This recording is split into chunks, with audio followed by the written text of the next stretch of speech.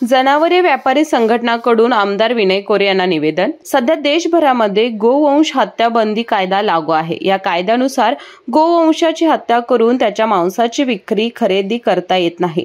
नेमका हा मुद्दा उपस्थित करून जनावरांचा व्यापार करणाऱ्या व्यापाऱ्यांची वाहने अडवून त्यांच्या वाहनांची तपासणी करणाऱ्या काही संघटना आहेत। या वाहनातून गायी म्हैशी यांची वाहतूक होत असते। या संघटनांपैकी काही लोक या जनावरांच्या व्यापाऱ्यांना नाहक त्रास देत असतात। वेळ प्रसंगी वाहन चालकाला तसेच व्यापाऱ्याला मारहाण देखील करतात। त्यामुळे जनावरांचे व्यापार करणारे व्यापारी सध्या भयभीत असून आम्ही हा व्यवसाय करायचा की नाही अशा मनस्थितीत आहेत।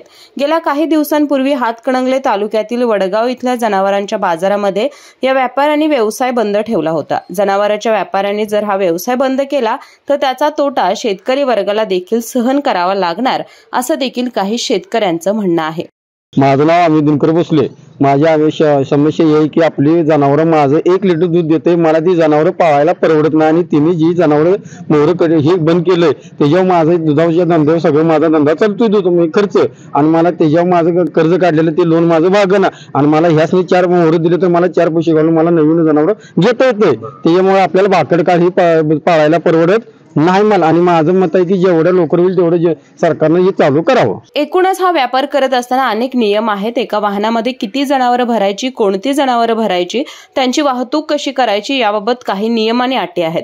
असं असताना देखील काही सामाजिक संघटना या व्यापाऱ्यांना नाहक त्रास देत असल्यानं त्यांचा बंदोबस्त करावा आणि रीतसर नियमाप्रमाणे जनावरांचा व्यापार करणाऱ्या व्यापाऱ्यांना शासनाने अभय द्यावं अशी मागणी कोडोली परिसरातील जनावरे व्यापारी संघटनेने आमदार विनय कोरे यांच्याकडे निवेदनाद्वारे केलेली आहे।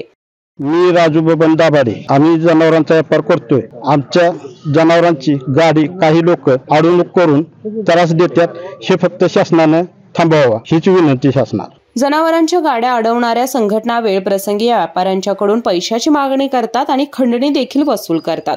त्यांच्यावर गुन्हे दाखल होऊन कारवाई देखील होणं गरजेचं आहे असंही या संघटनेचं म्हणणं आहे। केके न्यूज साठी वारणा नगरहून सनी काळे। अशाच नवनवीन अपडेट पाहण्यासाठी आमच्या केके न्यूज चॅनेलला सबस्क्राइब